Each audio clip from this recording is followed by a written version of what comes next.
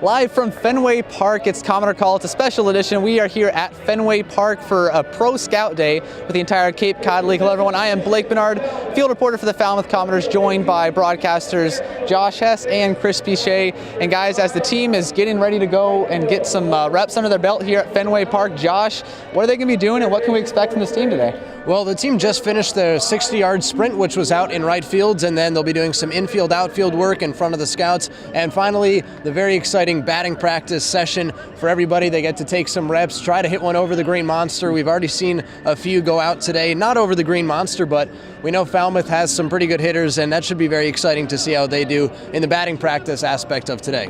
Now, Chris, as a team gets in the BP, you think there's any nerves going around? I mean, they're going up against the Green Monster. I mean, we've been here for quite some time now as the start time has been delayed for Falmouth. We've definitely seen a little bit of nerves from some of the other guys, but I think it's really, at this point, Falmouth coming in, winning 5 of 7. I think they're all pretty relaxed, and I think they're happy to be here, and everyone's kind of been joking around, and the mood seems quite light. So I think you can expect them to enjoy the opportunity. You have scouts from pretty much every team in the majors here, which is a great opportunity for them to showcase their talent, and also just really continue to kind of put themselves in the environment of what it feels like to play at the next level. And I think that they're just really going to take advantage of that opportunity today. With players coming from all over the country, a lot of them have never even been here to Fenway Park, so there's been some oohs and ahs as they kind of check around the field. But guys, we are at the midway point of the season, 23 games in. The Commodores sit at 13-10, first place in the West Division. And Josh, what's kind of stood out to you as this team's evolved over the first couple weeks of the season? I think it's just finding their rhythm. They had a winning streak and then a losing streak, and now they're back on a winning streak,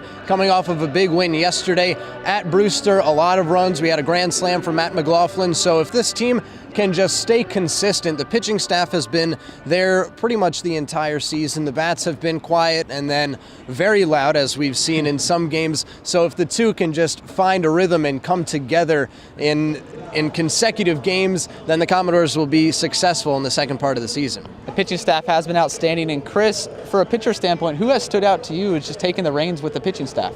Well, there have been a number of guys in the starting rotation. I think Jeff Passantino, coming into the season as a temporary player, has been absolutely tremendous. He's pitched 25 innings for the Commodores and has allowed just 10 hits and 3 walks. And I think, his teammate Brady Puckett, 6'9" out of Lipscomb, he's also been really good. And Jake Bird didn't have his best stuff last night, despite getting the win against Brewster. He's been good as well. And I think in the back end of the bullpen, they have so many power arms that they can consistently rely on. And I think Coach Trundy and the rest of the staff is starting to figure out that it doesn't really matter which guys they're putting in the starting role or in the bullpen, because the Commodores are keeping opponents' batting average down and, more importantly, those runs down. And as Josh mentioned, it's really about if they can score enough runs to scrap by, because the pitching has been consistent all season long, and it's really about hitting with runners in scoring position. We've seen that lately from the Commodores as they've won 5 out of their last 7, so they'll try and keep the bats hot when they play Bourne at Gov Fuller Field on Friday night.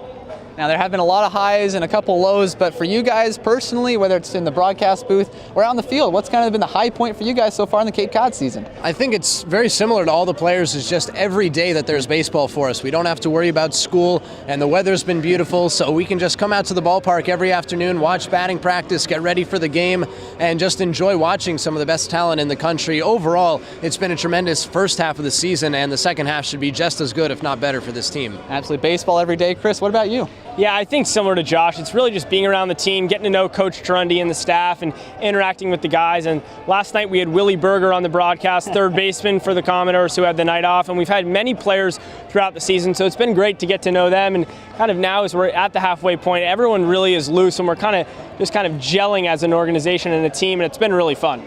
All right, the season starts back up tomorrow after this pro day here at Fenway Park. They'll be facing the Bourne Braves. You can always count on that Commodore Call pregame right at 5:45 from Gov Fuller Field.